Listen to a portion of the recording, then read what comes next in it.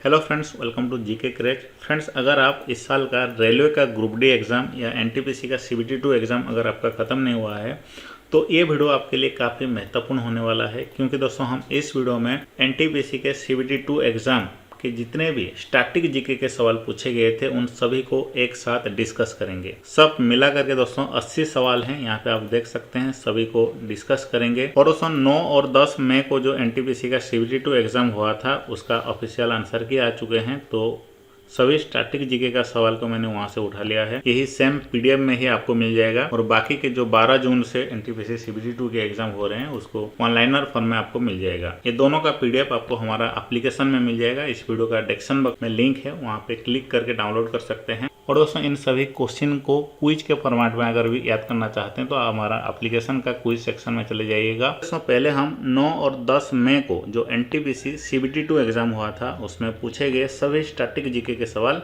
Discuss करते हैं।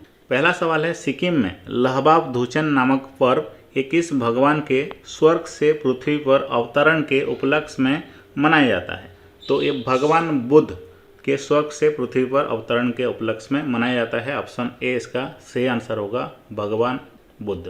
अगला सवाल देखते हैं। अगला सवाल पूछा गया था, गंगा नदी निम्नलिखित में से किस राज्य से नहीं गुजरती है। सवाल पूछा गया है कि नहीं गुजरती है, तो ये मध्य प्रदेश से होकर के नहीं गुजरती है। तो गंगा नदी किस किस राज्य से होकर के गुजरती है? उत्तर प्रदेश, उत्तराखंड, बिहार, पश्चिम बंगाल। और अगर सवाल पूछा जाए गंगा नदी ये किस राज्य से निकलती है, तो ये उत्तराखंड का भागीरथी से निकलती है, याद रखिए। नेक्स्ट सवाल देखते हैं।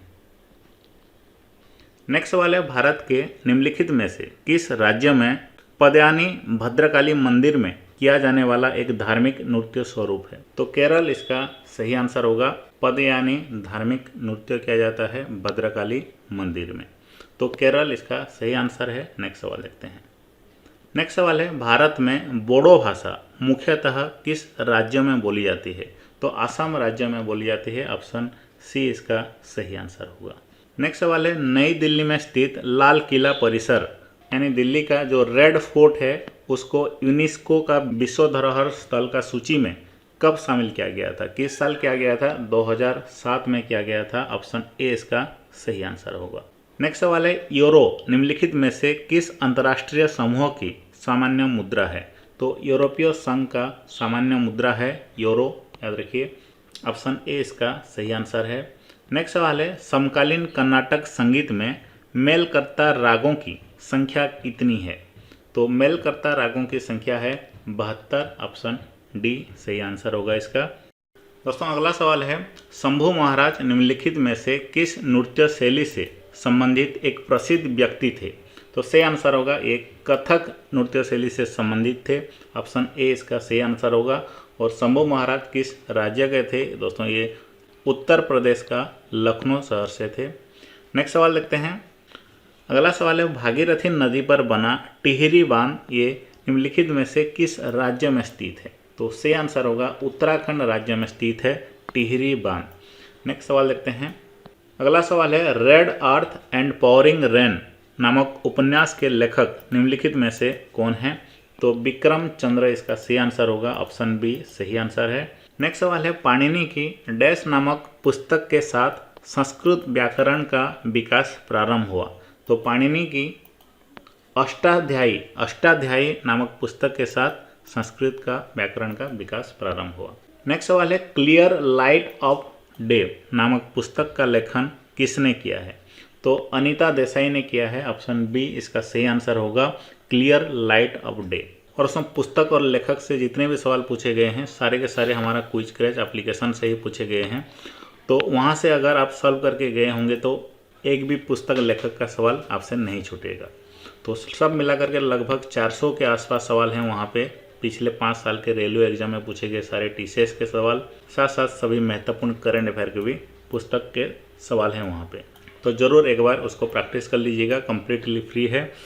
अगला सवाल है, महिलाओं की एक पत्रिका बाम्बोधिनी पत्रिका के संपादक कौन थे?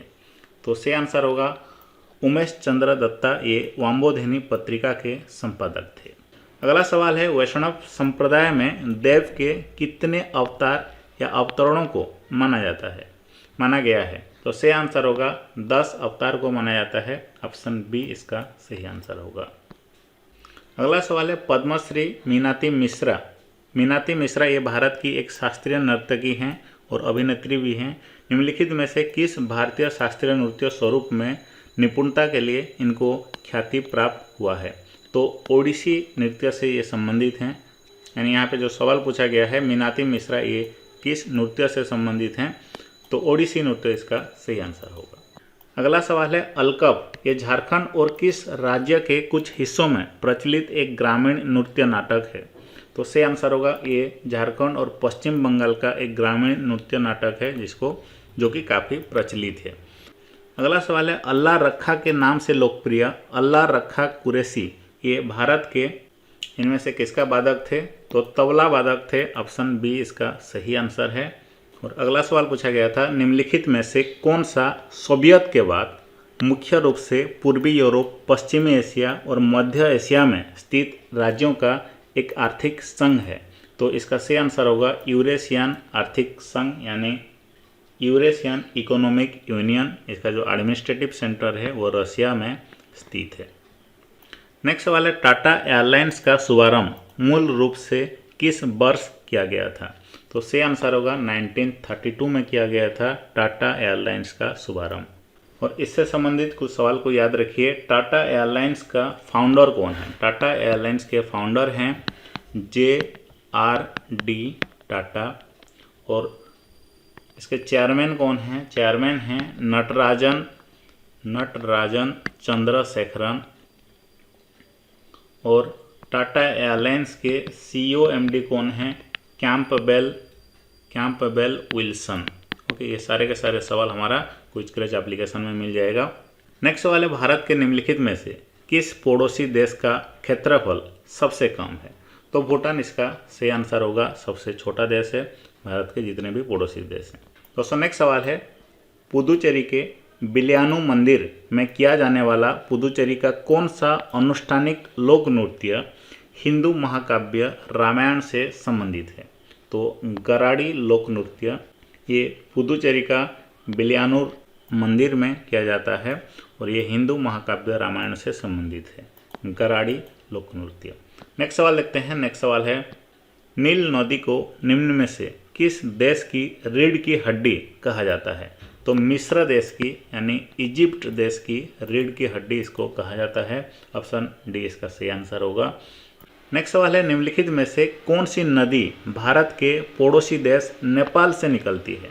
तो राप्ती नदी जो है वो भारत के पड़ोसी देश नेपाल से निकलती है। और साथ साथ ये भी याद रखिए कोसी नदी जो है वो भी नेपाल से निकलती है।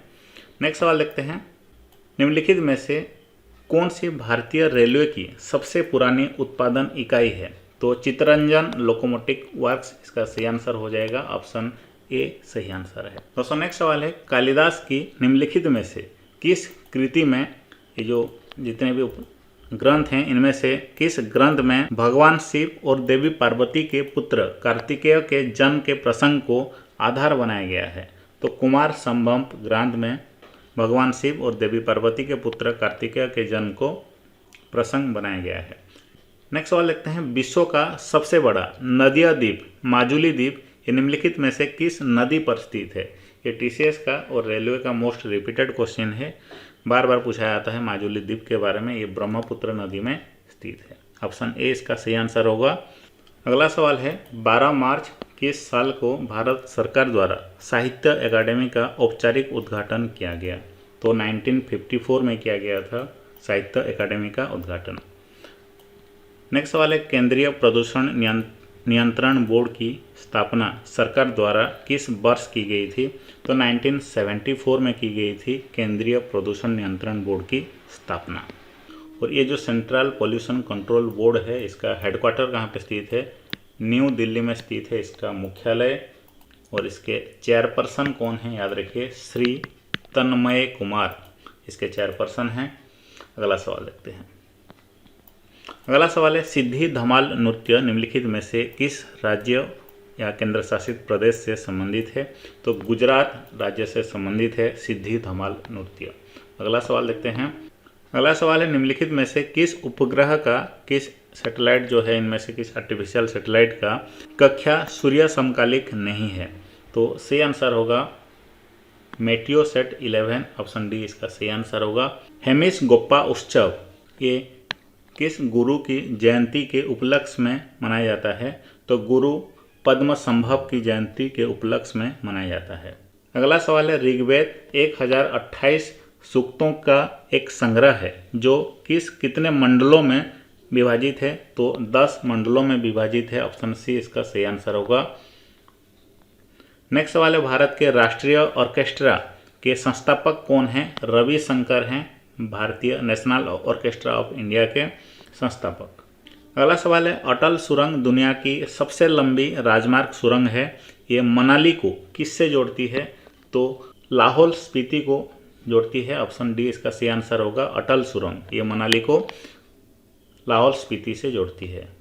नेक्स्ट सवाल है, भारत के निम्नलिखित में से किस पड़ोसी देश का क्षेत्रफल सबसे अधिक है? देखिए चाइना इसका सही आंसर होगा। नेक्स्ट सवाल है, स्कैंडिनेविया एक सांस्कृतिक क्षेत्र है जो किस महाद्वीप में स्थित है? ये यूरोप महाद्वीप में स्थित है स्कैंडिनेविया। तो अगले वीडियो में दोस्तों सभी करंट अफेयर के सवाल भी डिस्कस करेंगे, मैंने सभी को सेपरेट कर दिया है। तो अब चले दोस्तों 12 जून से 15 जून तक जो एनटीपीसी का CBT2 एग्ज़ाम हुआ है उनमें जितने भी स्टैटिक जीके के सवाल पूछे गए हैं सभी को डिस्कस करते हैं। तो पहला सवाल है, गोल गुंबद ये कहाँ पर स्थित है? जो गोल गुंबद है ये कहाँ पर स्थित है? कर्नाटक का बीजापुर में स्थित है। और ये किस राजा का मौसोलियम है? तो किंग मोहम्मद आदिल शाह का ये मौसोलियम है। नेक्स्ट सवाल है, भारत किस संगठन का सदस्य नहीं है? तो वर्ल्ड ट्रेड ऑर्गेनाइजेशन का भी सदस्य है, सार्क का भी सदस्य है, G20 का भी सदस्य है, लेकिन दोस्तों ओपेक का सदस्य नहीं है, यानी ओपेक इसका सही आंसर होगा। ओपेक का फुल फॉर्म क्या होता है? Organisation of the petroleum exporting countries. तो ओपेक के कितने मेंबर हैं? 13 मेंबर हैं। इसका हेडक्वार्टर कहाँ पे स्थित है? काफ़ी महत्वपूर्ण है, याद रखिए। ये ऑस्ट्रिया का वियना में स्थित है। इसका अभी वर्तमान में सेक्रेटरी जनरल कौन है? याद रखिए हैथम आल घाइस, तो इसके सेक्रेटरी जनरल हैं। नेक्स्ट सवाल देखते हैं, त्रिपुरा के सत्याराम रियांग को पद्मश्री 2021 मिला, वो किस नृत्य से संबंधित हैं? तो किस नृत्य से संबंधित हैं इसलिए इसको लिया है? ये होजागिरी डांस से संबंधित हैं। और होजागिरी एक प्रचलित नृत्य है किस राज्य का? त्रिपुरा राज्य का। नेक्स्ट सवाल है, एमा राडुकानु ये किस खेल से संबंधित हैं? ये ब्रिटिश के एक प्रोफेशनल टेनिस प्लेयर हैं, यानी टेनिस खेल से संबंधित हैं। अगला सवाल है, वर्ल्ड इकोनॉमिक फोरम यानी विश्व आर्थिक फोरम का मुख्यालय कहाँ पर स्थित है? ये स्विट्जरलैंड का कोलोगनी में स्थित है। नेक्स्ट देखते हैं, भारत की कुल स्थलीय सीमा कितनी है? तो उसका लंबाई कितना है किलोमीटर में? 15,106 किलोमीटर है।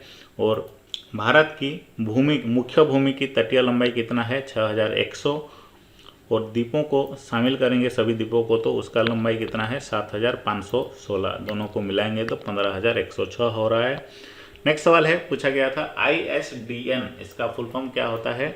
Integrated service digital network. दोस्तों अगला सवाल है, सत्रिया नृत्य के संस्थापक कौन हैं? संत श्रीमंता शंकरदेव इसका सही आंसर होगा। नेक्स्ट है, आल्हा लोकगीत मध्य प्रदेश के किस क्षेत्र में गाया जाता है? तो आल्हा लोकगीत जो है ये मध्य प्रदेश का बुंदेलखंड रीजन में गाया जाता है। नेक्स्ट दोस्तों पूछा गया था HYVP इसका फुल फॉर्म क्या है? हाई यील्डिंग वैरायटी प्रोग्राम, इसका सही आंसर है। नेक्स्ट दोस्तों है, राजा की घाटी यानी जो वैली ऑफ किंग्स ये किस देश में स्थित है? ये दोस्तों मिस्र देश में यानी इजिप्ट देश में स्थित है।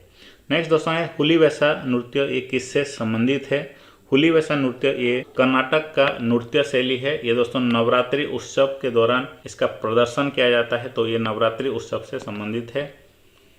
नेक्स्ट सवाल है, नागालैंड का कोयांग जनजाति कौन सा उत्सव मनाती है?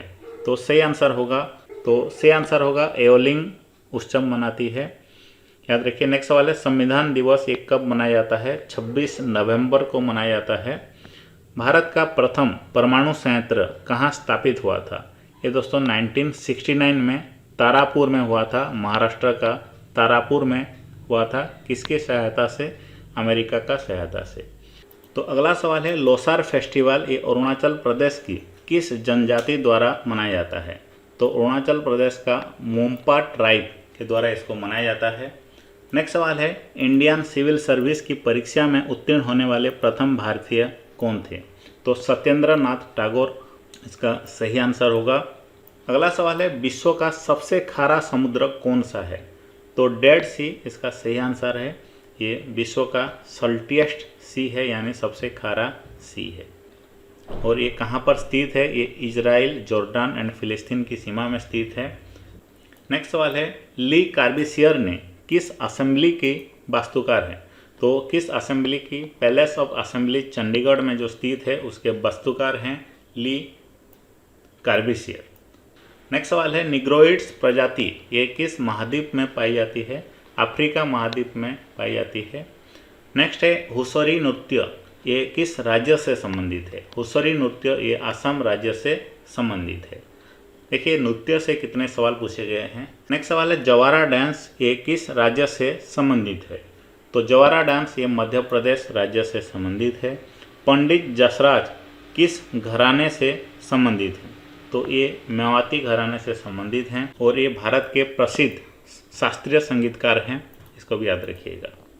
नेक्स्ट सवाल है, पनामा नहर किस महाद्वीप का हिस्सा है? ये दक्षिण अमेरिका का हिस्सा है। पनामा नहर ये प्रशांत महासागर और अटलांटिक महासागर को जोड़ती है। दोस्तों नेक्स्ट सवाल है, पाइका नृत्य ये किस राज्य का प्रचलित नृत्य है? तो सही आंसर होगा झारखंड राज्य का प्रचलित नृत्य है। झारखंड इसका सही आंसर होगा। झारखंड के कुछ और महत्वपूर्ण नृत्यों को याद रखिए, झूमर, मुंदारी नृत्य, सरहुल, बाराओ, झिटका, डंगा। नेक्स्ट सवाल देखते हैं, India international cherry blossom festival ये किस राज्य में मनाया जाता है? तो मेघालय राज्य में मनाया जाता है। मेघालय का राजधानी शिलोंग में मनाया जाता है। अगला सवाल पूछा गया था, कोणार्क सन टेम्पल जो है इसका अन्य नाम क्या है? कोणार्क सन टेम्पल का अन्य नाम है ब्लैक पगोडा। ये ओडिशा का पुरी में स्थित है। नेक्स्ट दोस्तों है, कौन सी रचना कालिदास द्वारा रचित नहीं है? तो ऑप्शन में जो दिया गया था उनमें से नीतिसार जो है वो कालिदास द्वारा रचित नहीं है। तो अगला सवाल है, भारत का सबसे बड़ा स्लम एरिया यानी सबसे मलिन बस्ती कौन सा है? तो सही आंसर होगा महाराष्ट्र का जो धारावी लोकेलिटी है जो मुंबई में स्थित है, वो भारत का एशिया का भी सबसे मलिन बस्ती है, सबसे बड़ा स्लम है। नेक्स्ट सवाल है, आंथुरियम फेस्टिवल ये किस राज्य में मनाया जाता है? तो ये मिजोरम राज्य में मनाया जाता है आंथुरियम फेस्टिवल। नेक्स्ट सवाल देखते हैं, नागानंद किसकी रचना है? ये जो नागानंद है ये हर्षवर्धन की रचना है। नागानंद के साथ साथ रत्नावली, प्रियदर्शी का भी हर्षवर्धन के द्वारा ही लिखा गया है। और कुछ महत्वपूर्ण है, याद रखिए, कादम्बरी ये भी पूछा जाता है बार बार। हर्षचरित एंड कादम्बरी ये बाणभट्ट के द्वारा लिखा गया है। जो महाभाष्य है ये पतंजलि के द्वारा लिखा गया है। अगला सवाल है, कर्नाटक संगीत शैली की त्रिमूर्ति किसे कहा जाता है? याद रखिए, त्यागराज, मुथुस्वामी दीक्षितार एंड श्यामा शास्त्री को कर्नाटक संगीत शैली की त्रिमूर्ति कहा जाता है। नेक्स्ट सवाल देखते हैं, हीराकुद बांध ये किस नदी पर स्थित है? हीराकुद बांध किस नदी पर स्थित है?